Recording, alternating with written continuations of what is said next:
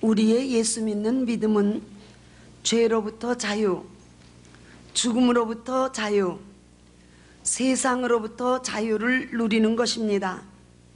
그런데 예수님께서는 요한복음 8장 32절 말씀을 통해서 진리에 대해서 더 구체적으로 이야기해 주고 계십니다.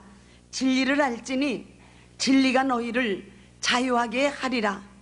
그러므로 이 시간에 진리란 무엇인가 우리가 함께 생각하고 진리를 우리 자신이 이 시간에 체험해 보도록 하나님의 도움을 구하는 것입니다.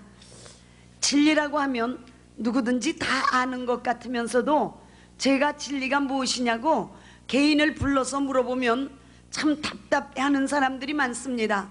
이 시간에는 진리에 대해서 구체적으로 그리고 사실적으로 그리고 체험적으로 깨닫기를 원하는 것입니다. 진리란 무엇인가?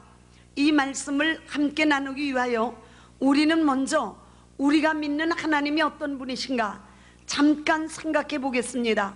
우리가 믿는 하나님은 출애굽기 3장 14절에서 스스로 존재하시고 스스로 역사하시는 하나님이라고 말씀하고 있습니다. 그리고 창세기 17장 1절에서는 하나님은 전능자라고 말씀을 해주고 있습니다.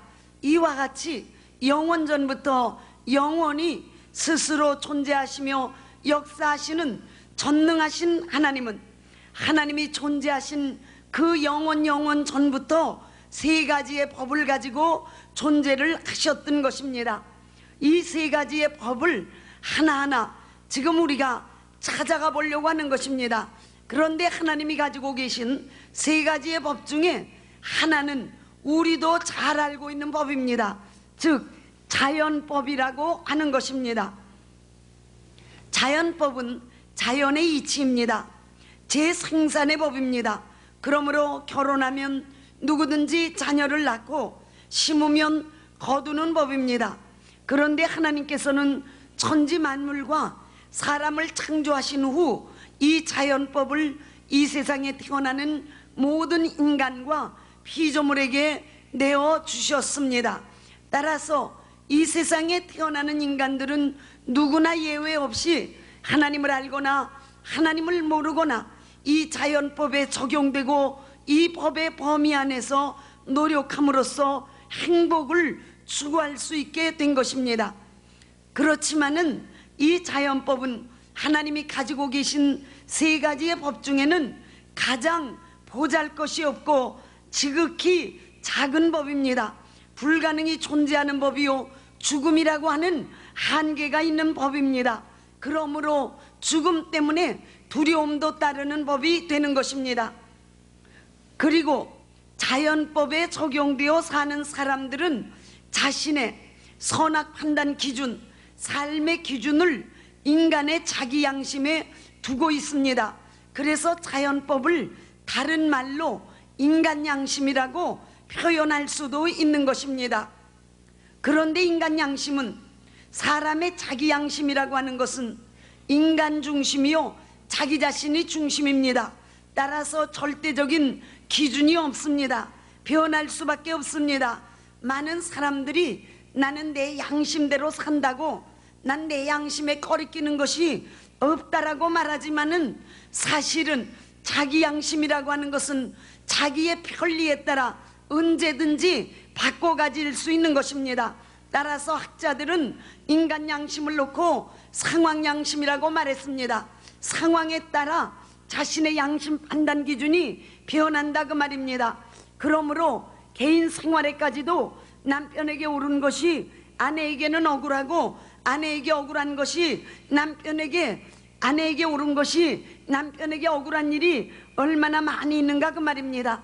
그 다음에 인간 양심은 시대적 양심입니다.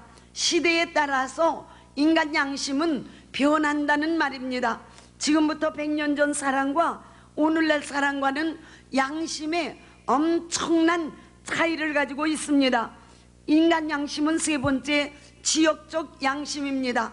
한국 사람은 한국 사람 나름대로의 양심을 가지고 있고 미국 사람은 미국 사람 나름대로의 양심이 있습니다. 이와 같이 인간 양심이라고 하는 것은 인류 시초부터 인간 삶의 기준이요 선악 판단의 기준이 되기 때문에 아주 중요한 것이지만은 상황에 따라, 지역에 따라, 시대에 따라, 이데올로기에 따라 변하는 약점을 가지고 있습니다.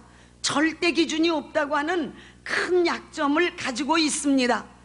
인간 양심의 차이가 얼마나 큰가, 그것을 생각해서 예를 하나 들어드리겠습니다. 에집트라고 하는 나라의 양심과 중국이라고 하는 나라의 양심을 한번 비교해 보도록 하겠습니다. 제가 20여 년 전에 이스라엘로 공부를 하러 가게 되었습니다. 그런데 비자를 받기 위해서 에집트에 잠시 동안 머물렀습니다. 에집트에 가서 느낀 것은 에집트의 여자들이 미인이라는 것은 아주 보는 순간에 알겠더라고요. 참 예쁘게 생겼어요. 하여튼 내가 볼 때는 그 여자들은 다이어트도 안 해서 더 이뻐. 아주 여자들이 이뻐요. 거기에 비해서 남자들은 좀 조그맣고 까무잡잡하고 좀 그렇더라고. 하여튼 그래서 아, 이 나라는 여자들이 미인인 나라로구나 라고 생각을 했습니다.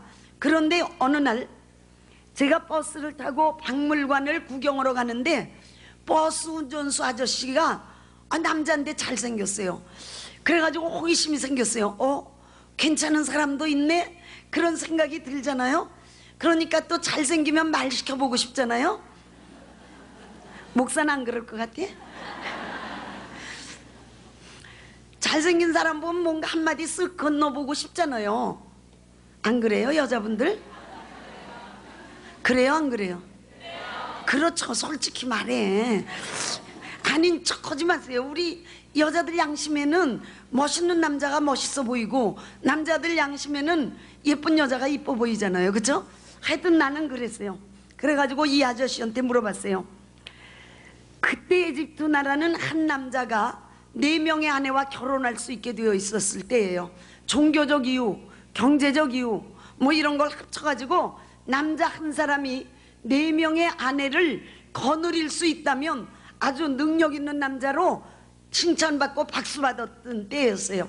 그래서 아저씨는 결혼 몇 번 했어요? 아내가 몇 명이에요? 그랬더니 이 아저씨가 4명이라고 그러더라고. 4명. 그러니까 능력 있는 남자잖아요. 그렇죠? 그래서 그러냐고. 그럼 아저씨는 몇 살이에요? 그랬더니 54세래. 54세. 그러니까 늙은이잖아요. 아니에요? 그래서 아저씨, 그러면 아내가 4명인데 4명 중에 누구를 가장 사랑해요? 라고 물어봤어요. 그랬더니 아저씨 대답이 결혼한 지 3개월밖에 안 되는 4번째 아내를 가장 사랑한대요. 그 아내가 나이가 17살이라고 그러더라고요. 여자가 듣기에는 별로 그렇게 좋은 소리가 아니죠? 들으면 기분 좋아요? 아니죠? 들으면 뭔지 좀 속에서 이게 틀어 올라오죠? 난 그랬어요. 그래가지고 진짜 꼴보기 싫더라고. 그래서 그러냐고. 그렇게 하면서 제 속마음으로는 참 이 나라 웃기는 나라야, 그런 생각이 있었어요. 그리고 이제 이스라엘에 가서 공부를 잠깐 하고 한국으로 돌아왔습니다. 한국에 와서 어느 날 그 생각이 문득 떠오르더라고요. 그런데 저희 남편 되는 분은 참 저에게 너그럽고 뭐라 그럴까 좀 말이 많지 않은 분이에요. 근데 어느 날 저녁에 그 생각이 나길래 같이 욕을 해야 되겠다, 둘이서. 그럼 혼자 욕하는 것보다 힘이 생기잖아요. 그래가지고 같이 욕하고 싶어서 남편 되는 분에게 얘기를 했습니다.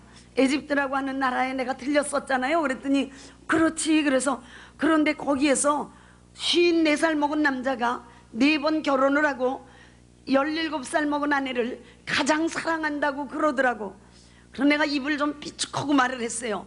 그랬더니 눈치도 못 채고 생각을 하더니 그 나라 참 괜찮은 나라라고 그러더라고요. 제 기대가 깨졌잖아요. 아니 뭐 그런 인간이 다 있어. 그러면 이제 내가 나쁜 놈이지. 그러면 그래 나쁜 놈이다. 그럼 우리 욕하자. 그래가지고 한마디씩 막 욕을 하려고 그런 거거든요. 제 계획은. 그게 깨져버렸어요. 그래가지고 야, 정말 남편 속이 들여다 보이잖아요. 아니 그게 괜찮은 나라라니. 그래가지고 이게 양심의 차이다 라고 생각을 했습니다. 그리고는 잊어버렸는데, 제가 또 전 세계에 복음을 전하다 보니까 중국의 얘기를 듣게 됐고 중국을 다녀오게 되었습니다. 그런데 중국은 여자가 아주 근본적으로 모자란대. 여자가, 남자는 너무 많다는 거예요. 그러니까 여자가 참 귀하겠죠. 여자가 귀하니까 아주 여자를 아껴주는 나라래요. 그런데 중국 지방 중에서도 남쪽에 있는 운남성이라고 하는 곳에는 남자가 10명이 있어도 여자 1명이 어렵대요. 그러니까 그 지역 법으로 여자 1명이 남편 4명을 같이 거느리고 살 수 있다, 그렇게 해놓은 거예요. 그러니까 여자는 4명의 남편을 결혼을 4번 하는 거예요. 4번. 그 얘기를 들으니까 에집트 생각이 나게 되어 있죠. 정반대잖아요. 정반대. 그런데 4명의 남편이 있으면 이 4명의 남편을 어떻게 하느냐. 첫째 남편은 이제 나이 먹고 오래 봤으니까 그만 봐도 되잖아요. 그러니까 물건을 사러 보낸대요. 중국 땅이 내 느낌으로는 미국보다 넓더라고. 그래서 기차 타고 일주일 가는 건 보통이더라고요. 그러니까 물건을 사러 걸어 보내니까 한 달은 갔다 와야 뭐 하나를 사온다는 거예요. 그래서 첫째 남편은 물건 사는 데다가 계속 내보내서 오면 또 다 쓴 물건 또 사오라고 그러고 계속 바깥으로만 내보낸대요. 그래 첫 번째 남편은 열심히 물건 가서 사가지고 오는 일을 한대요. 그러면 두 번째 남편은 농사를 짓거나 그렇지 않으면 가축을 기르거나 해서 집안에 필요한 경제적인 뒷받침을 다 한대요. 그리고 세 번째 남편은 집에서 음식 만들어야 되잖아요. 또 옷도 빨아야죠. 청소도 해야죠. 그걸 한대요. 그리고 네 번째 남편하고 사이좋게 지낸다는 거예요. 그러니까 아주 에집트하고는 정반대. 어쩌면 그렇게 반대인지 모르겠어요. 그래서 제가 또 그냥 넘어가면 되는데 저희 남편 되는 분에게 요걸 좀 한번 얘기를 하면 에집트에 대해서 복수하는 게 되겠다 라고 생각을 해가지고 중국 얘기를 열심히 했어요. 운남지방이라는 데가 이렇대요. 이렇게 여자는 그냥 대우를 받고 산대요. 그런 데가 다 있어요. 참 좋은 곳이라고 그랬더니 저희 남편 되는 분이 영 얼굴 표정이 안 좋더니 그 중국이란 나라 무슨 나라인데 거기 가지도 말라고.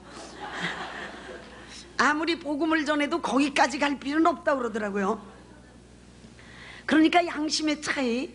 내가 막 좋다고 그러는 데는 남자의 양심으로는 나쁘다고 그러고 내가 나쁘다고 그러는 데는 남자의 양심으로 좋다고 그러더라고요. 그러니까 우리는 누구도 에집트가 옳다, 중국이 옳다 여기서 말할 수가 없어요. 에집트는 에집트의 양심을 가지고 있고 중국은 중국의 양심을 가지고 있을 뿐인 것입니다. 이와 같이 인간 양심이라고 하는 것은 절대적인 기준이 없는 것이 약점입니다. 그러므로 인간은 자기 양심을 가지고는 양심의 가치까지는 느낄 수 있어요. 그렇지만은 하나님 앞에 죄인임을 깨닫지는 못합니다. 죄인임을 깨닫지 못하니까 회개하지 못하고 회개하지 아니하니까 하나님을 만날 수도 하나님의 용서하심을 만날 수도 없는 것입니다. 이것이 인간 양심의 약점이다 그 말이에요. 그런데 인간들도 이렇게 양심이 서로 틀리니까 자꾸 싸움이 생기고 갈등이 생기잖아요. 그러니까 전 세계가 하나의 양심을 가졌으면 좋겠다 라고 원하게 된 것입니다.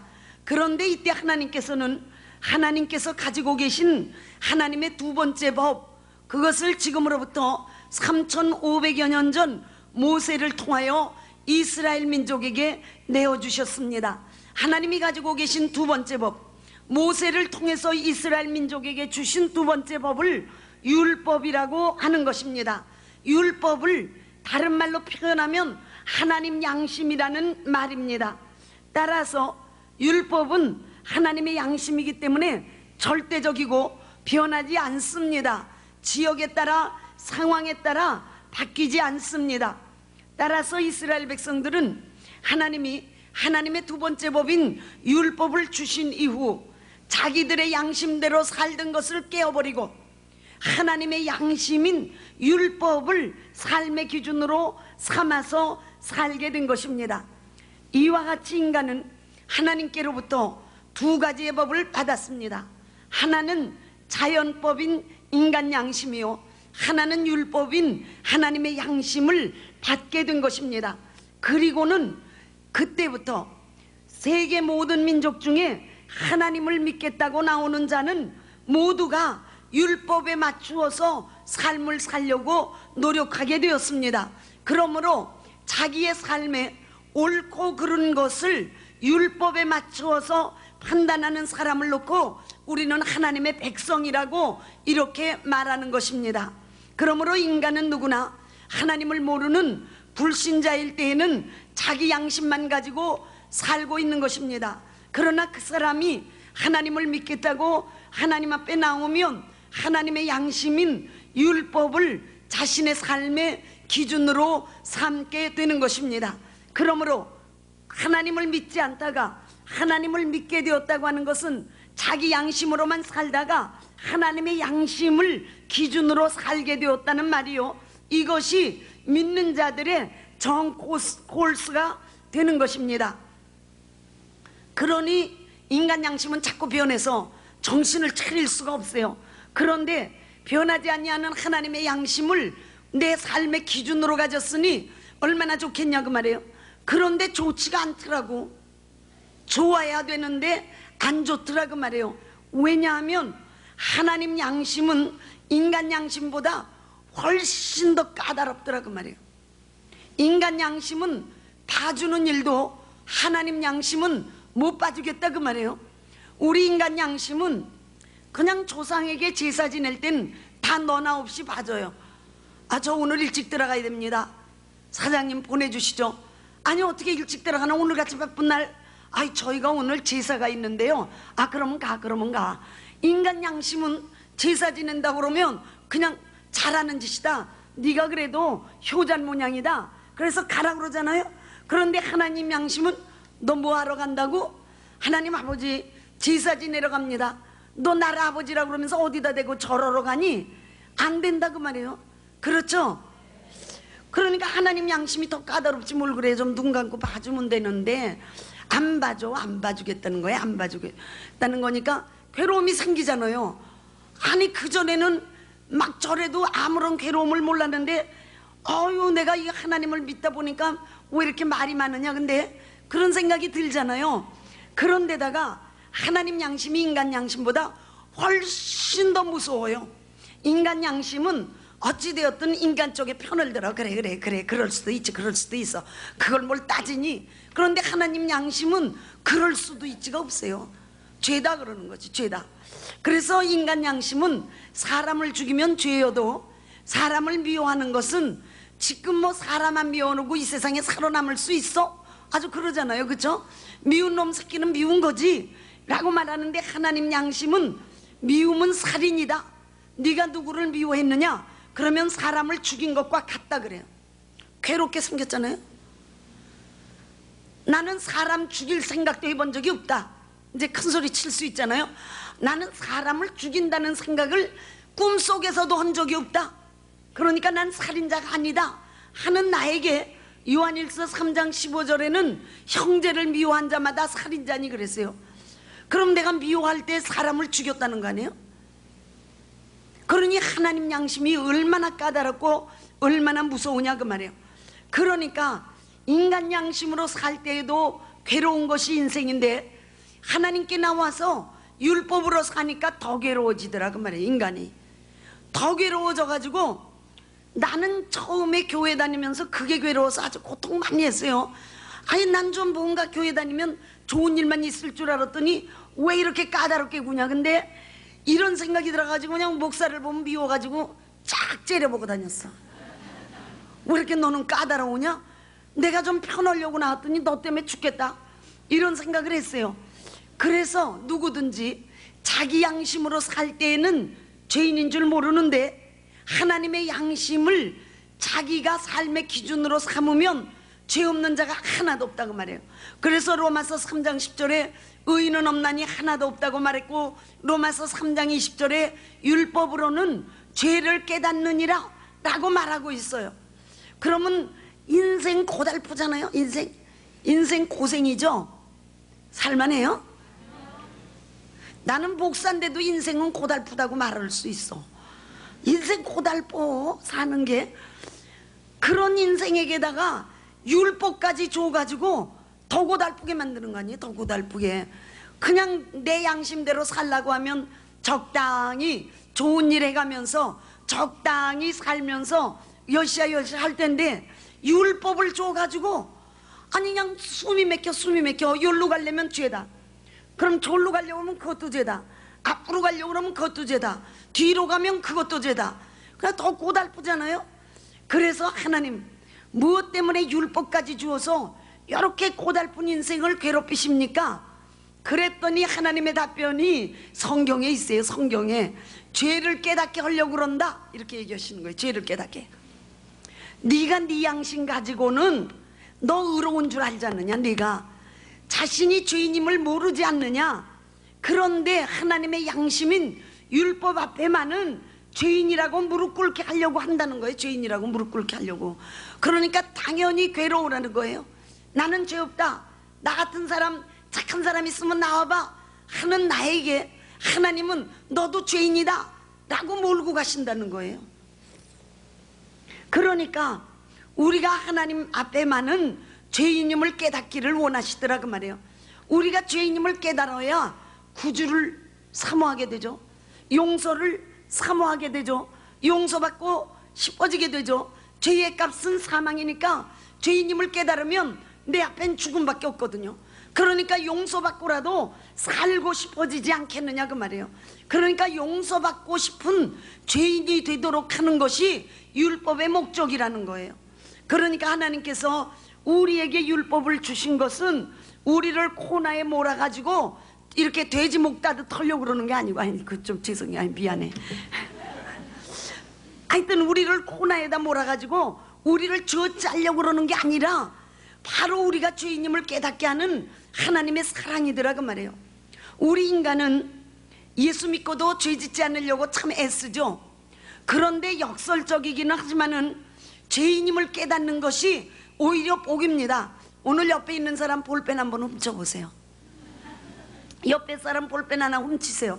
그러면 그렇게 생각하게 되죠. 내가 미쳤어. 볼펜을 왜 훔치냐? 내가 도둑놈이야. 그럼 아이고 어떡하냐? 내가 도둑질을 했어. 그러면 나도 별 수 없는 죄인이로구나 라고 깨달으면 하나님 아버지 나 용서 좀 해주세요 라고 간다 그 말이에요. 요 길이 그렇게 가게 돼 있다 그 말이에요. 그러니까 첫째 죄인임을 알아야 나 어떡하냐 이게 나오고, 나 어떡하냐가 나오면 하나님 나 좀 용서해 주세요가 나오고, 그러면 하나님이 용서한다는 말씀을 할 때 그 용서를 기쁘게 받아들일 수가 있게 되더라 그 말이에요.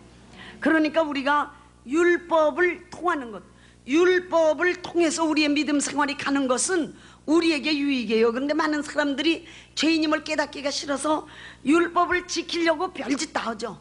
그렇죠? 그것도 안 해봤어요? 요즘 세대는 그냥 고민이 없어. 그냥 뭘 해보지도 않아. 그냥 적당히 사는 거. 율법 때문에 고통해 본 적 없어요? 있죠? 있는 분이 왜 이렇게 조금이야? 율법을 알면은 고통을 하게 돼 있어요. 내가 이걸 어떻게 다 지키냐? 근데 내가 이걸 어떻게 지키냐? 참, 아니 그래서 목사한테도 따지러 올 수 있지. 네가 정신이 있어 없어? 이걸 날 보고 다 지키라고 그러는 거니?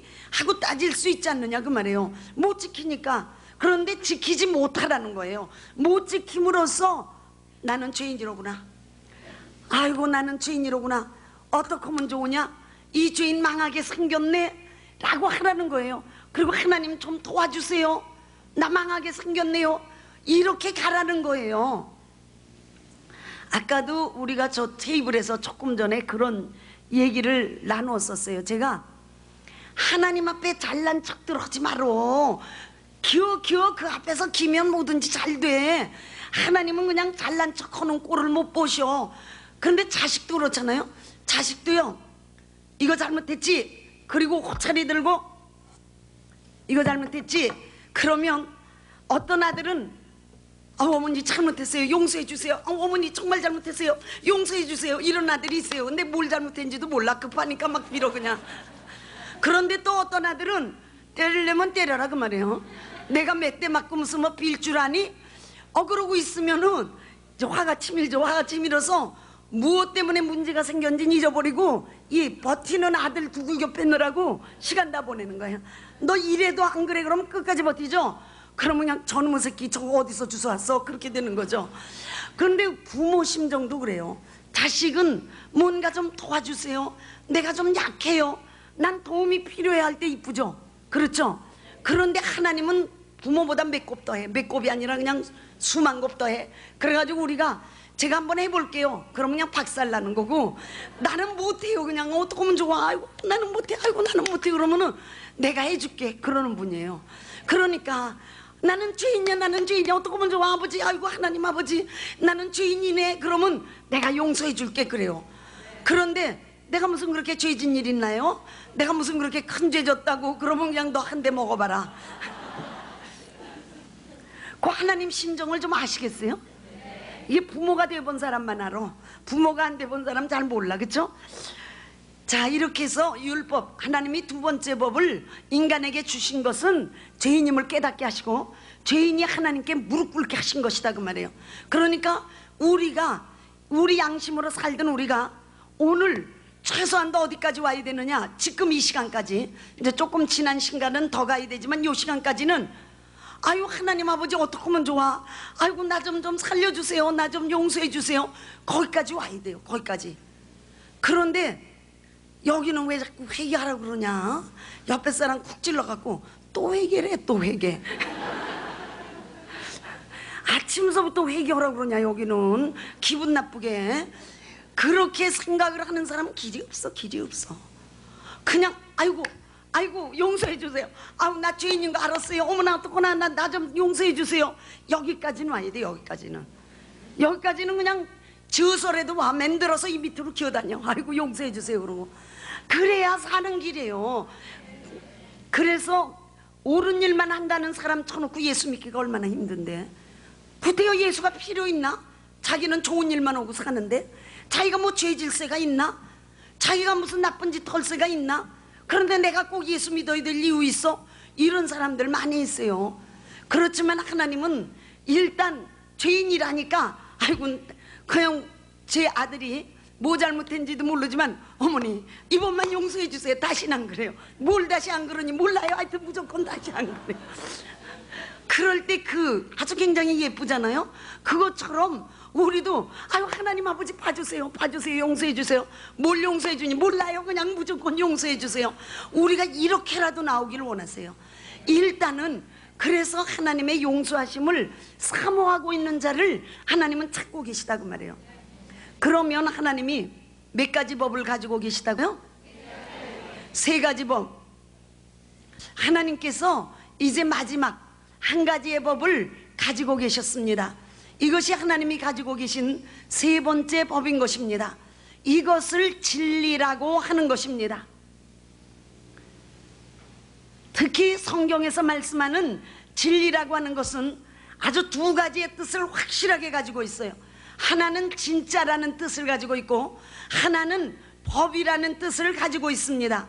그러므로 진리를 다른 말로 표현해 보면 진짜 법이라는 말입니다. 진짜 법. 그러면 가짜 법도 있다는 얘기가 되겠죠? 하여튼 진리는 진짜 법입니다. 그렇기 때문에 진리는 변하지 않습니다. 진리는 자연법을 초월하는 법입니다. 진리는 완전한 법이요 불가능이 없는 법입니다. 진리는 예수 그리스도의 법입니다. 그런데 진리는 예수 그리스도께서 이 세상에 오시기 전까지는 이 세상에 공개되지 아니하고 하나님만이 가지고 계시던 하나님이 감추어 두신 법입니다. 그러다가 독생자 예수 그리스도를 세상에 보내실 때 독생자에게 그 법을 주셨기 때문에 예수 그리스도로 말미암아 이 세상에 공개된 법입니다. 진리는 진짜 법이기 때문에 하나님께서 죄인들에게는 내어주실 수 없었습니다. 그러므로 인간에게는 주지 않고 계시다가 하나님의 독생자에게 그 법을 내어주셨습니다. 그러므로 진리는 다른 말로 또 표현하면 예수께서 가지고 오신 법입니다. 그러므로 진리는 예수님 안에 있는 법입니다. 그리고 예수님 자신이 진리라고 말씀하고 있습니다. 그리고 진리는 예수 그리스도의 3년의 공생의 그 예수님의 삶 자체가 3년 동안 사신 삶 자체가 진짜 법 진리인 것입니다. 그러므로 예수님은 이 땅 위에서 3년 동안 메시아로서 하나님 아들로서 삶을 사시면서 진짜 법을 이 땅에서 행하시고 사람들에게 보여주시고 사람들로 하여금 진짜 법을 맛보게 해주신 것입니다.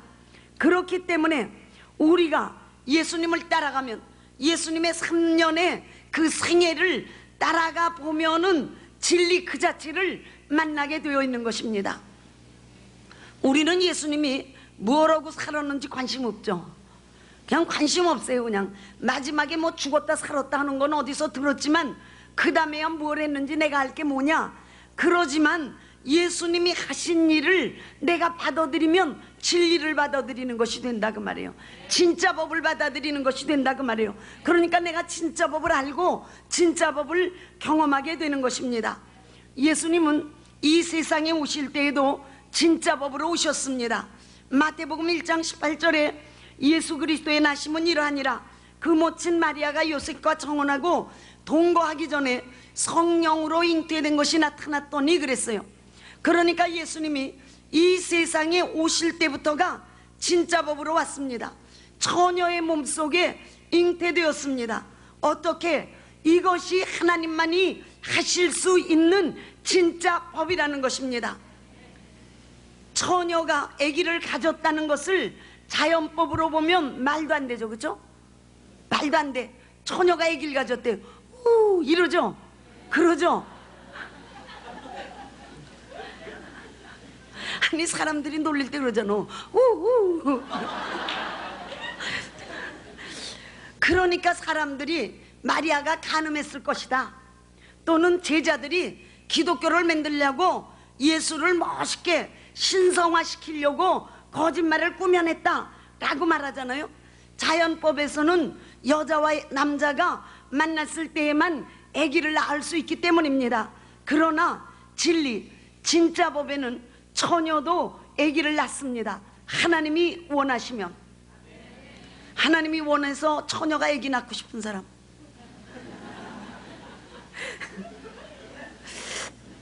이와 같이 진짜 법 진리는 전에까지는 감추어져 있던 것이 예수님께서 오심으로 말미암아 이 세상에 공개된 법입니다.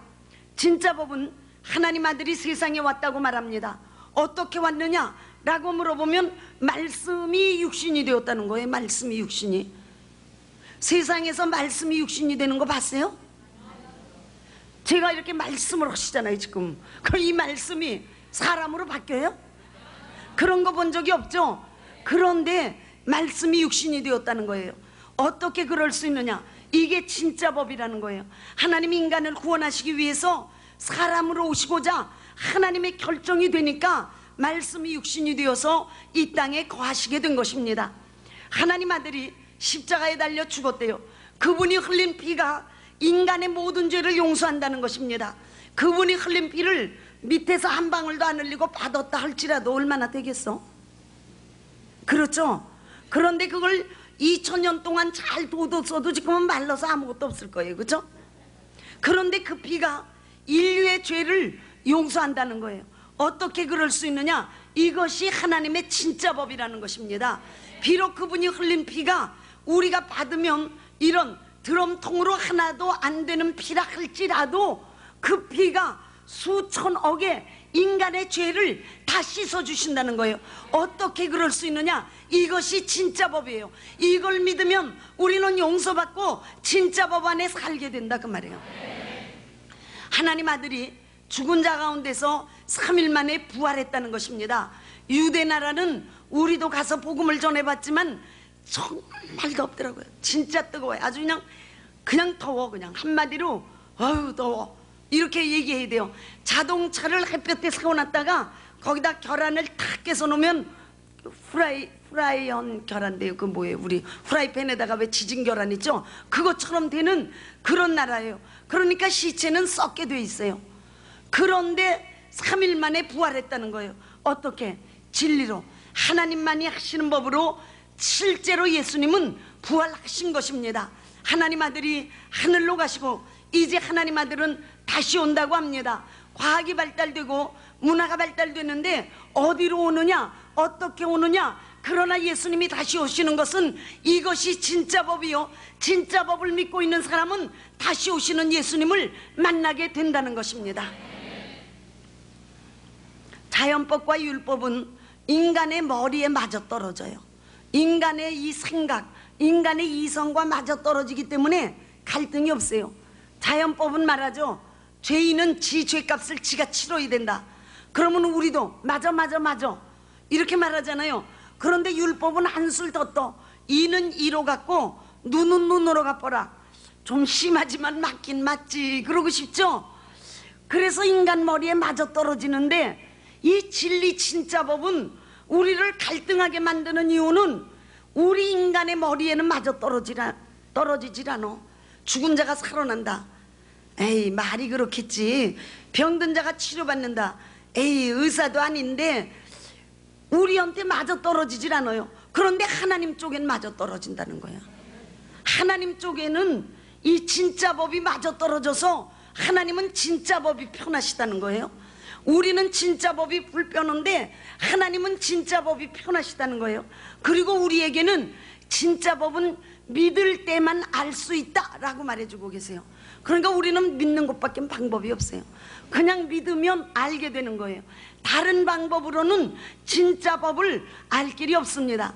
그런데 이 진짜 법을 구체적으로 말하면 첫째, 죄인이 용서받는 법입니다. 죄인을 형벌하고 죄인을 저주하는 법이 아니고 죄인을 용서하고 죄인을 구원하는 법입니다. 자연법은 죄인은 죽어 마땅하다고 말하고 율법은 죄인은 죽어도 마지막이 저주다라고 말하지만 진리 진짜 법은 죽어 마땅한 자가 용서받는다고 말합니다. 그러므로 나는 진리를 안다 라고 말하는 것은 나는 용서를 안다는 말이요, 나는 진리로 살겠다 하는 것은 나는 용서받고 살겠다 라고 말하는 것입니다. 진짜 법은 용서의 법입니다. 하나님께서 용서하셨다는 것입니다.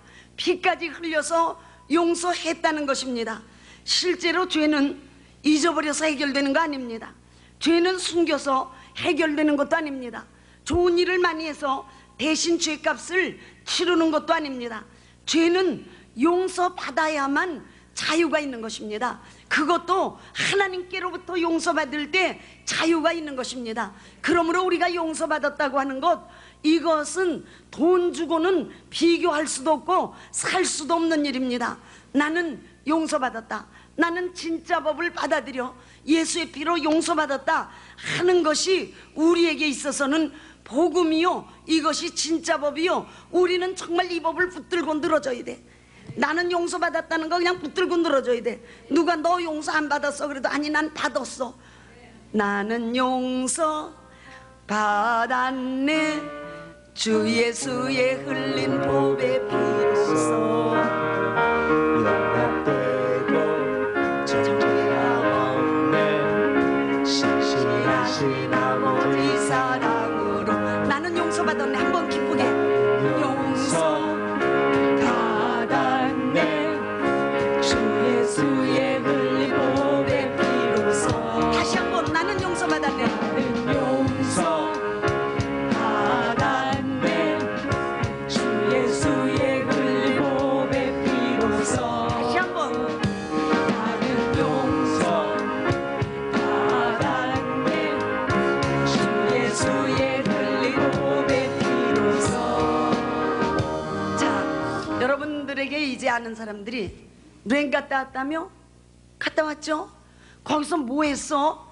나는 용서 받았네, 주 예수의 흘린 보배 피로써. 이렇게 하면 돼요. 거기서 뭘 배웠어? 별거 다 배웠는데 뭐 너무 많어. 이렇게 하지 말고 거기 가서 뭐 했어? 나는 용서 받았네 이렇게 하시라고요. 할 수 있겠어요? 이것이 우리의 자랑이에요. 우리는 이렇게 비실비실 다니는 거 아니에요. 우리 용서받은 자잖아요.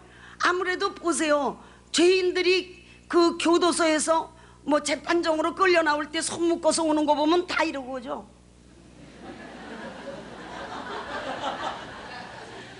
그런데 재판에서 무죄 이걸 판결을 받고 묶인 줄 다 풀러가지고 나올 때는, 그런데 우리 크리스찬들은 정말로 처음에 묶인 정도가 아니야. 이거는 그냥 지옥불에 떨어질 정도로 꽁꽁 묶였으니까 그땐 비실거리고 나와서 예수의 피로 용서받았잖아요. 이게 진짜 법이니까. 그럼 나는 용서받았다 할 때는 세상에서 무죄 판결받은 죄인이 걸어나가는 것보다 우리가 더 당당해야 되잖아요. 그런데 복음을 모르니까 믿음이라는 건 비실거리는 게 믿음인 줄 알아가지고 예수 믿는 사람 걸어다니는 거 보면 괜히 이렇게 걸어. 그래서 왜 그렇게 걷냐? 그러면 겸손하려고 그러는데 그게 아니고, 우리 정말 예수 믿는 사람들은 전문가 멋있어야 돼요. 우리는, 다른 사람들은 다 죄인으로 지금 떨어져 가지고 지옥 가는 거 기다릴 정도로 비참한 인생 아니에요? 그런데 우리는 나는 용서 받았네 막 할 수 있잖아요. 이 찬양이 너무 좋아졌지? 아까 부를 때보다 더 좋지? 예, 막 부르고 싶죠? 그럼 한번 제대로 불러보세요. 나는 용서받았네. 나는 용서받았네. 주 예수의 흘린 몸의 피로써 용납되고 정죄함 없네. 신실하신 아버지 사랑. 나는 용서받았네. 나는 용서받았네. 주 예수의 흘린 몸의 피로써 용납되고 정죄함 없네. 신실하신 아버지 사랑으로 온 세상 구주 창조주께 나아갈 때 두려움 전혀 없네.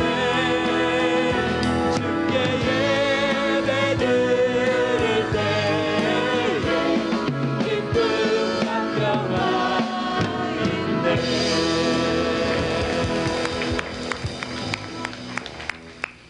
두 번째 진리 진짜 법은 사람이 하나님의 자녀가 되는 법입니다. 우리 인간은 하나님께서 먼지로 만드셨다고 말씀을 드렸습니다. 그런데다가 하나님의 말씀을 불순종하고 뱀에게 속아서 결국은 마귀의 자식으로 전락한 존재입니다. 이렇게 지옥 자식이 되는 인간을 하나님의 자녀 삼는 법, 이것이 진리다 그 말입니다. 어떻게? 요한복음 1장 12절에 영접하는 자, 그 이름을 믿는 자에게는 하나님의 자녀가 되는 권세를 주셨으니 예수를 영접하고 예수 이름을 믿으면 된다. 이렇게 간단해요. 너무 쉽다 그 말이에요. 그러니까 진짜 법을 모르면, 아유 예수 믿으면 하나님 아들 된대, 너 믿어봐 아들 되나, 이렇게 하고 있지만은 이게 진짜 법이에요. 이게 진짜 법. 이게 진짜 법이어서 우리는 그 이름을 영접하고 그 이름을 믿으면 하나님의 자녀가 되는 것입니다. 이건 누구도 바꿀 수 없어요. 세상법이 아니기 때문입니다. 하나님만이 가지고 계신 진짜 법이기 때문인 것입니다. 세 번째 진짜 법 진리는 사람이 하나님의 나라를 가는 법이라고 말씀하고 있습니다. 이 세상 자연법 안에서 가장 빠른 것이 태양빛입니다. 1초의 지구를 샥 7바퀴를 돌고 돈대요. 그러니까 속도는 있긴 있죠. 빨라도. 그렇죠? 그러니까 똑딱 할 때 벌써 지구를 7바퀴 반을 돌았더라 그 말이에요. 그래도 이 태양빛을 타고 하나님 나라에 가려고 그러면 얼마나 걸리는지 계산할 수가 없어. 몰라 우리는. 무슨 뭐 어떤 사람은 72억 광년, 뭐 어떤 사람은 뭐 36억 광년, 그런 모르겠어요.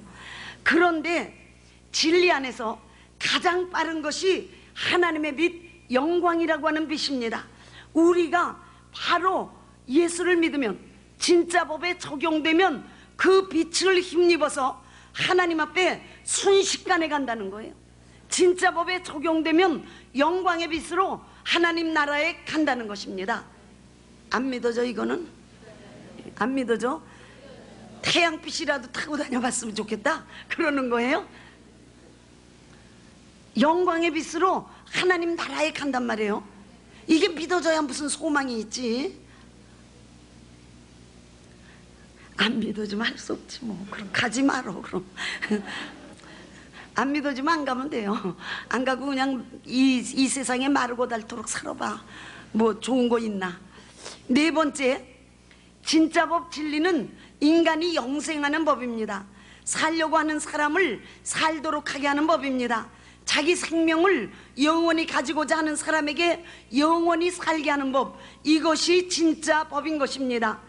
그러므로 자연법에는 살고자 하는 사람에게 죽음이 있는 법이요, 율법은 죽음 뒤에 심판이 따르는 법이요, 그러나 진리 진짜 법은 영원히 살게 해주는 법입니다. 하나님이 세상을 이처럼 사랑하사 독생자를 주셨으니 이는 저를 믿는 자마다 멸망치 않고 영생을 얻게 하려 함이니라. 영생하게 한다 그 말이에요. 그러니까 용서받는 것이 진짜 법이요, 하나님 나라 가는 것이 진짜 법이요, 영생하는 것이 진짜 법이다 그 말입니다.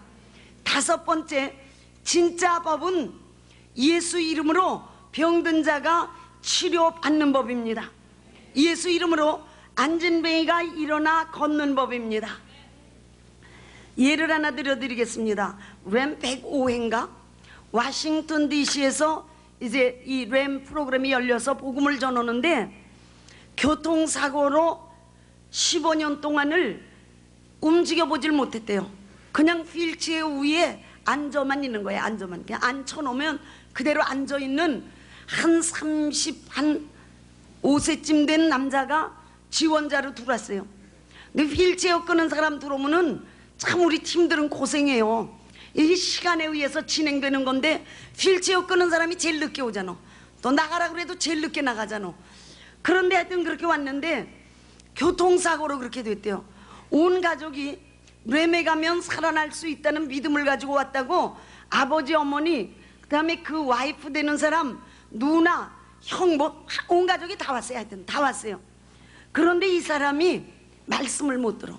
보통 때는 찬양도 부르고 앉았어요. 아주 따라서 그래도 부르다가 제가 말씀 전하려고 여기만 서면 두통이 생긴다는 거예요. 내 머리 깨져, 내 머리 깨져. 그러면서 휠체어를 막 굴려가지고 밖으로 나가는 거예요. 그래서 내보내라고. 그래서 내보냈습니다. 내보냈는데 제가 말씀을 다 전하고 문을 열고 밖을 나갈 일이 있어서 나갔더니 이 사람이 이렇게 서 있더라고. 휠체어는 뒤에다가 빈 거 놔두고 이러고 서 있어. 이러고 서 있고 그 앞에 있는 테이블을 손으로 붙잡고 있더라고요. 그래서 내가 아까 여기 앉아서 온 사람이에요? 그러니까 그렇대요. 근데 지금 왜 일어나 서 있어요? 그랬더니 일어났어요 그러더라고요. 어떻게 일어났어요? 내가 아주 말도 안 되는 얘기를 물어본 거예요. 그랬더니 아니 지금 하나님 말씀 듣고 일어났어요 그러더라고요. 그러더니 아주 일어나서 이러고 서 있어요. 그런데 이 팀들이 나와가지고 뭐 박수치고 좋아하고 뭐 할렐루야 뭐 별거 다 했어요. 하여튼 너무들 좋아가지고 그 다음에 이제 식사 좀 있으면 밥 먹잖아요. 그래서 밥을 주는데 밥을 그 테이블에다 놓고 서서 먹더라고. 그러니까 나는 그냥 일반적인 생각으로 그거 앉아서 식사하세요, 왜 서서 해요? 그랬더니 나한테 따지는 거예요. 나는 15년 동안 오로지 앉아만 살았다 그거예요. 그런데 지금 서가지고 이 행복을 말로 표현할 수 없는데 왜 날 보고 앉으라고 그러느냐. 그럼 나한테 바득바득 덤비더라고. 그래서 그럼 서서 먹어요. 그럼 서서 먹어. 그런데 자기는 이 서 있는 게 그렇게 행복하다는 거예요. 그리고는 뭐 가족들이 사진 찍고 뭐 난리를 하더라고요. 하나님 말씀 듣고 섰다는 거예요. 진짜 법이 안진뱅이를 일으켜 놓은 겁니다. 그래가지고 이 사람이 서서 그날 쓴 걸 계속 쓰는 거예요. 누가 좀 앉혀놓으면 잠깐 앉았다가도 자기가 일어서는 게 너무 신기해가지고 일어나 있어. 일어나서 서서 있어. 그래서 그 다음에 말씀을 듣는데도요, 아주 이러고 서서 들어. 이러고 아주 이러고 섰어요. 이러고. 그래서 그냥 혼자 서 있으니까 좀 나는 힘들잖아요. 그래서 앉아 그러려고 그러다가 아니지 이 사람 너무 많이 앉아 있었지. 이게 진짜 법입니다. 앉은 뱅이가 일어나서 걷는 법이 하나님만이 하시는 진짜 법이다 그 말이에요. 우리 한국에서도 마비된 사람들 많이 왔었잖아요. 그렇죠? 그때 웬 117회인가 그 여자 다리 마비된 여자 가라고 그랬더니 막 울고 안 간다고. 마비가 돼서 움직이질 못해요. 그냥 가만히 있어야 되는 사람이 여기를 지원자로 들어왔어요. 그래서 내가 가라고 그랬어요. 방해된다고. 그랬더니 나는 못 가 그러면서 막 울더라고. 나는 못 가. 나는 살려고 들어왔어. 나는 살려고 들어왔어. 나는 못 가. 나는 못 가. 막 그러더라고요. 그래 못 간다는데 어떻게 강제로 보내겠어요? 그래가지고 그러면 들어와서 앉아 있어라. 그런데 이 여자가 이 진리 시간에 일어나 나왔잖아요. 그렇죠? 우리 팀들 보셨죠? 걸어서 여기까지 나왔죠? 그 여자가 걸어서 나왔어요. 이 시간에 이 말씀을 듣고 일어나라. 일어나서 걸어라 그랬더니 처음에는 일어날 생각을 못 하더라고. 자기가 이게 안 일어나진다는 생각 때문에. 근데 주위에서도 일어나라 그러실 때 일어나라고 막 그러니까 일어났어요. 그러더니 걸어왔어요. 사실은 테이프도 있는데 걸어가지고 이러고 걸어 나왔어요. 그래서 제가 또 안수로 한진뱅이가 일어나서 걷는 법이다 그 말이에요. 장님이 눈을 뜨고 보는 법입니다. 그것도 워싱턴 DC에서였었어요. 어떤 여자가 머리카락을 이렇게 내렸어요. 이렇게 머리로 얼굴을 반쯤 가리고 지원자로 들어와서 앉았어요. 여기서 보는데 그냥 얼마나 답답한지. 근데 저 여자는 왜 머리를 앞으로 내렸어? 옆으로 빗지. 그런데도 이걸 이렇게 내렸어요. 이렇게 길게 여기까지 내려서 이렇게 탁 했어요. 그래서 보니까 눈 한쪽이 허연 게 완전히 뒤집어 씌워서 망가진 사람이에요. 그러니까 그걸 가리려고 머리를 이렇게 내린 거예요. 이렇게 머리를 이렇게 내리고 앉아 있는데 제가 하나님 말씀을 전하고 있는데 하나님께서 눈을 못 보는 사람이 눈을 보게 해준다는 거예요. 지금 당장. 그러니까 그 사람을 불러 일으켜 세우라고 그러시더라고요. 근데 제가 힘이 드니까 한 명이 이렇게 세우는데 또 일어나라 뭐 너는 치료됐다 뭐 별거 다 해야 되잖아요. 그래서 아이 하나님 아버지 못하겠어요. 힘들어서. 그래 나는 그냥 나대로 그냥 갈래. 그래가지고 계속 말씀을 전하는데 계속 이렇게 세우라는 거예요. 그래서 그 사람을 일으켜 세웠어요. 그랬더니 그 여자가 자기도 지금 뭔지 낫는 것 같은 사인이 왔다고 막 뛰더라고. 막 이러면서 막 그렇게 뛰더니 이 여자가 그때서부터 이 눈이 벗겨지기 시작을 하는데요. 요만큼씩 벗겨지는 거예요. 이게 벗겨져 나가는 거예요. 그래가지고 지난번 이번 워싱턴에 지원자로 왔나 팀으로 왔나? 예? 지원자로 왔던가? 지원자로 왔는데 요거 싹 벗겨졌지. 그리고 결혼한대. 난 얼마나 웃기는지 눈이 벗겨지더니 결혼한대요. 이제 그 여자를 보고 좋다는 남자가 생긴 거지. 이게 진짜 법의 능력이에요. 그 다음에 이 한국램에서 얘기인데요. 여기 한국램에 장님이 들어왔어요. 누가 데리고 들어왔다 그랬지? 백이창 테이블 리더가 데리고 들어왔다 그랬죠? 장님이 하나 들어왔는데 이 사람은 아주 또 한쪽만 완전히 간 게 아니라 두 쪽이 다 간 사람이에요. 그러니까 들어와가지고 가만히 앉아 있으면 되는데 가만히 이러고 돌아다녀. 그래서 내가 너무 복잡해 시끄럽고 그래서 여보세요 가만히 앉아있지 왜 돌아다녀요? 그러니까 누구 저요? 그래서 예 좀 가만히 앉아있어. 좀 정신없어요. 왜 왔다 갔다 해요? 그러니까 아무것도 안 보여서 그래요. 그래가지고 이 사람 보내 이거 이러고 돌아다니면 어떻게 이 사람 보내. 그랬더니 또 우리 팀들은 또 참 우리 팀들은 사랑이 많아요. 나는 없지. 나는 없어요. 나는 확실히 말할 수 있지만 없어. 우리 팀들이 그냥 내보내지 말고 그냥 둬두자는 거예요. 그대로 둬두자고. 그런데 또 내보냈다 혹시 하나님한테 벌 받으면 어떡해 내가. 그래서 그럼 조용히 있게 시키라고 그랬는데 우리 권기성 교수님 어디 계세요? 권기성 교수님 테이블에 지원자로 들어갔어요. 아주 너무 좋아하시잖아요. 그 테이블에 지원자로 들어갔는데 하여튼 잘 돌보셔가지고 그 다음에 말썽을 안 일으키더라고요.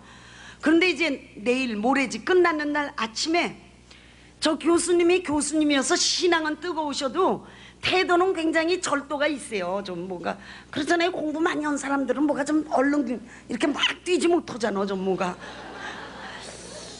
그런데 모레 아침인데 이렇게 걸어가질 않으시고요. 저분이요. 이러고 다녔어요. 그래서 내가 왜 그러세요? 왜 그렇게 이상하게 걸으세요? 그랬더니 우리 그 테이블에 장님이 눈을 뜨고 본다 그거예요. 그래 테이블 리더가 행복해가지고 정신이 없으신 거예요. 그냥 뛰는 거예요. 그냥 막 장님이 본다는 거예요. 그래서 그 장님 데리고 가보세요. 그럼 보나 내가 물어보게. 그랬더니 데리고 왔어요. 그래갖고 이 장님 보고 눈을 이제 보인다면서요. 그랬더니 보인다 그거예요. 그래서 뭐가 보이냐? 이제 그랬어요. 뭐가 보이냐? 그랬더니 처음에 빛 같은 게 보였대요. 그 다음에 나무 같은 걸 봤대요. 그 다음에 침대 모서리가 보이고 그 다음엔 자동차가 지나가는 게 보이더래요. 길에. 그래서 진짜 보네. 이제 저도 기쁘잖아요. 아무리 내가 사랑이 없다 그래도 기쁘지. 그래가지고 너무너무 기뻤어요. 그런데 이 사람이 자기가 본다는 거를 우리 이렇게 모여있는 데서 얘기한 게 있어요. 이 테이프는 되어 있으시나요? 예, 잠깐 들어보세요. 들으셨던 분들 또 들으세요. 저는 이번에 살로만에서 은혜 받은 김윤철입니다. 이번에 제가 여기 들어오면서 막중한 책임을 지고 지금 들어왔는데 여러분 살로만이 테이블 번호가 몇 번인지 아십니까 지금? 모르시죠? 살로만 테이블 번호를. 살로만 테이블 번호가 1번이었어요. 그래서 모든 일이 시작이 잘 돼야 잘 풀리기 때문에 안 그래요? 모든 일이 시작이 잘 돼야까지 잘 되는 거 아니에요? 그래서 마찬가지 책임을 지고 제가 기도를 많이 했습니다. 여기 들어오면서. 그래서 들어오는 날 제가 그날 더 안 보이더라고요. 왜 그런지. 그런데 기도하면서 또 한 3일 만에는 불빛이 보이더라고요. 그날 저녁부터 침대가 또 보이기 시작하고요. 그다음 날부터는 이제 조금씩 이제 차지나 걸도 좀 보이고 이제 하면서 어떤 사람은 실제 이런 말도 하더라고요. 누가 글씨 못 보냈냐고. 장님이 직접 얘기한 거예요. 본다는 거 아니에요. 본다는 거예요. 어떻게? 진짜 법으로. 하나님만이 하시는 법으로 눈을 못 보던 사람이 보게 되었어요. 그 사람 또 들어온다더니 왜 안 들어와요? 다음번에 들어오겠다고요? 다음번에 지원자로 또 오세요. 그 사람 볼 수 있어. 이렇게 장님이 눈을 뜨고 보는 법, 이것이 진짜 법입니다. 귀머거리가 듣고 벙어리가 말을 하는 법이며 병든 자에게 손을 얹은 즉 낫는 법입니다. 자연법으로 생각하면 불가능하고 할 수 없는 일들을 예수님께서 하시는 법, 이것이 진짜 법입니다. 이것이 진리입니다. 이것이 예수님이 하시는 법인 것입니다. 6번째 진짜 법 진리는 마귀와 귀신이 굴복하는 법입니다. 나는 자연법만 알고 예수 믿지 않을 때에는 귀신은 없다고 생각했지만 귀신 얘기가 나오면 좀 더럽게 떨렸어요. 그래가지고 기분이 나빠. 귀신 얘기가 나오면 옆에서 귀신이 어딨다 그들 그래 그러면서도 속으로 그러다 있으면 어떡하지 이렇게 생각했어요. 그런데 내가 예수를 믿고 진짜 법을 받아들이니까 귀신이 나만 보면 벌벌벌벌 떨어요. 내가 뭐라 그러기도 전에 지가 미리 떨어. 그래서 나를 보면 귀신들이 가끔 그래 갈게 너 무서운 거 알아. 나 어떤 때에는요 귀신 1분도 안 걸려서 다 내쫓아요. 1분도 안 걸려요. 그냥 나가, 이 사람에게서 나가 그러면 나갈게 그러고 나가요. 아주 그냥 탁 떠나버려요. 너무너무 재밌어요. 그래서 어떤 땐 재미있어가지고 귀신 들린 사람 또 불러와 또 마저 쫓아버리게. 그래서 귀신을 그냥 딱 예수 이름으로 나가 그러기만 하면 그냥 탁 떠나버려요. 이것이 바로 진짜 법이다 그 말이에요. 이와 같이 진짜 법 진리는 자연법이나 율법이 할 수 없는 그것을 하나님의 능력으로 하나님만이 하시는 법입니다. 자연법, 율법에는 불가능이 존재하지만은 진리에는 불가능이 없습니다. 할 수 있다 하신 이는 나의 능력 주 하나님, 의심 말라 하시고 나를 따라오 하시니, 할 수 있다 하신 주, 할 수 있다 하신 주, 진리만이 능력이라 하시네. 진리만이 능력이라 하시네. 할 수 있다 하시니는 능력 주 하나님, 의심 말라 하시고 나를 따라오 하시네. 할 수 있다 하신 주, 할 수 있다 하신 주, 진리만이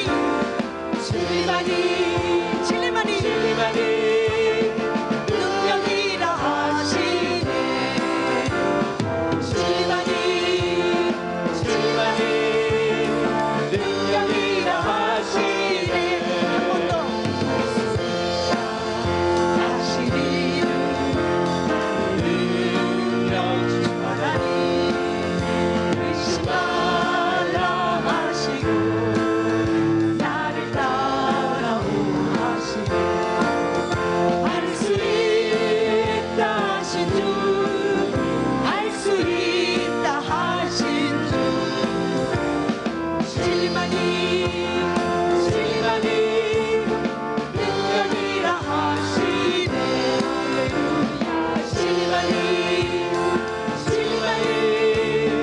능력이라 하시네.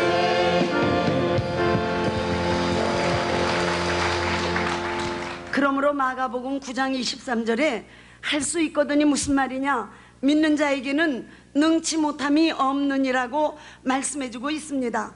이와 같이 진리는 참으로 강하고도 힘이 있는 진짜 법입니다.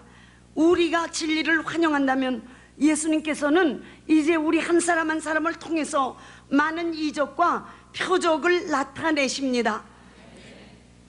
5개의 떡과 2마리의 물고기를 가지고 예수님께서 5,000명을 먹이고 12광주리를 남겼습니다.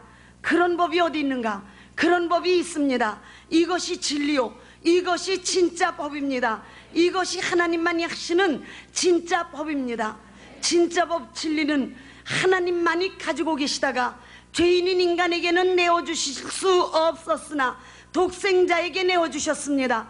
하나님의 독생자 예수 그리스도는 이 땅 위에 오셔서 십자가에 피 흘려 죽기까지 하시면서 우리 인간의 죄를 전부 씻어주시고 용서하시고 이제는 이 진짜 법 진리를 예수 믿는 자에게 내어주시는 것입니다. 지금 우리에게 주고 계신 것입니다. 바로 이 법이 나를 거룩하게 하는 것이요, 이 법이 나를 자유하게 하는 것입니다. 이 감사를 말로 표현할 길이 없습니다. 우리가 이 진짜 법으로 사는 것이, 이것이 축복이요, 이것이 능력이요, 이것이 승리인 것입니다. 그러므로 우리는 우리 각자의 삶에서 진리를 알고 소유하고 적용하고 경험해야 되는 것입니다. 이때 우리의 믿음에 확신이, 감사가, 기쁨이 넘치게 되는 것입니다. 우리 팀들이 자기 소개할 때 병 났다는 얘기하는 분이 몇 분 있었죠? 몇 분 있었죠? 뭐 불치의 병을 치료받았고 뭐 암으로 친전한 것도 치료받았고 이렇게 얘기했죠?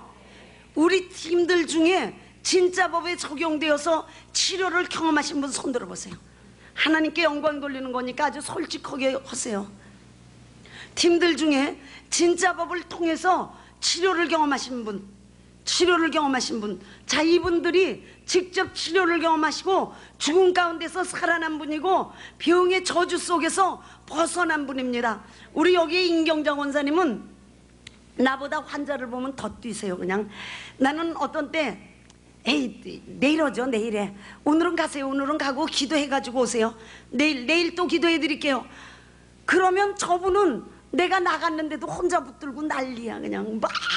그래서 내가 물어봤어요. 왜 그러시냐고. 힘드는데. 그랬더니 옛날에 내 모습이 돼서 그런다 그거예요. 정말로 예수님 안에서 치료가 있는데 그걸 모르고 병으로 고통하는 사람을 보면 불쌍하고 답답해서 못 견디겠다는 거예요. 치료받은 사람은 경험을 가지고 있어요. 자기가 병석에 누워있다가 일어났다고 하는 놀라운 경험을 가지고 있는 것입니다. 그런데 진짜 법은 모두 우리를 치료하시는 하나님의 법이더라 그 말이에요. 그러므로 오늘날 크리스찬들이 이 진짜 법을 사용하지 않는 것이 문제입니다. 우리 인간들이 모두가 자연법에만 익숙해져 있어서 배운 것이라고는 자연법밖에 없어서 진리를 들으면, 진짜 법을 들으면 배란간 자신이 없어져. 그게 될까? 그 사람은 되지만 나는 안 될지도 모르잖아 라고 생각하지만 우리가 믿음으로 받아들이면 우리 각자에게서 이 놀라운 역사는 그대로 이루어지는 것입니다. 많은 사람들이 나에게 어떻게 병자를 고치느냐, 어떻게 귀신을 내쫓느냐, 어떻게 그렇게 놀라운 일을 하느냐라고 물어봅니다. 방법이 있느냐 그 말이에요. 노하우가 뭐냐 그 말이에요. 노하우 없다 그 말이에요. 그냥 예수 믿으니까 되더라. 이게 제 방법이에요. 그러니까 여러분들도 전부가 진짜 법을 체험하실 수 있게 되는 것입니다. 예수님 자신이 진짜 법이기 때문에 예수 믿는 사람은 진짜 법을 그대로 행할 수 있습니다. 예수님의 이 땅에서의 3년의 공생애가 진짜 법을 행하신 생애요. 그러므로 예수님께서 하신 일은 전부 우리가 아멘으로 받아들여야 돼. 그냥 접수해야 돼. 그냥 이건 내 거, 이건 나도 믿어, 이건 내 거 라고 받아들일 때 여러분의 삶에서 예수님이 이루셨던 그 놀라운 이적들이 그대로 이루어지게 되는 것입니다. 예수님이 동정녀에게서 탄생했습니다. 이것이 진짜 법이요. 예수님이 죽은 자를 다시 살렸습니다. 이것이 진짜 법이요. 예수님이 병든 자를 고쳤습니다. 이것이 진짜 법이요. 장님이 눈을 뜨고 귀머거리가 듣고 벙어리가 말하고 앉은뱅이가 일어나 걷고 뭉둥병자가 치료받고 각색 병든 자들이 나음을 입었습니다. 이것이 바로 진짜 법인 것입니다. 예수님이 귀신을 쫓았습니다. 이것이 진짜 법이요. 예수님이 오병이어의 이적을 했습니다. 이것이 진짜 법이요. 예수 그리스도께서 십자가에 피 흘려 죽고 그 피로 우리의 죄를 사했습니다. 이것이 진짜 법이요. 예수 그리스도는 부활했습니다. 예수를 믿는 자는 부활한다고 말씀했습니다. 이것이 진짜 법이요. 예수님이 다시 오십니다. 이것이 바로 진짜 법입니다. 이제 우리는 예수를 믿는 까닭에 진리를 소유할 수 있는 권리가 있고 진리로 살 권리가 있고 진리로 치료받을 권리가 있습니다. 진리를 안다고 하는 것이 우리에게 얼마나 엄청난 축복인가 그 말입니다. 진리를 믿는다고 하는 것, 진리를 내가 가지고 있다고 하는 것, 우리의 삶에 엄청난 능력이요, 엄청난 행복이요, 엄청난 자신감이 되는 것입니다. 그러므로 우리는 우리의 삶에 전폭적으로 진리를 적용하고 적용해야 합니다. 사람이 어떻게 할 수 있나? 할 수 있습니다. 그것이 바로 진짜 법입니다. 우리 예수 믿는 자의 모든 권능은 바로 진짜 법에서 나오는 것입니다. 나는 진리로 살겠습니다. 나는 진리를 적용하며 살겠습니다. 성령이시여 나에게 진리가 충만하도록 하옵소서. 기도하시겠습니다. 하나님 아버지, 나는 진리로 살겠습니다. 나는 진리를 적용하며 살겠습니다. 성령이시여 나에게 진리가 충만하도록 하옵소서. 이렇게 기도하시겠습니다.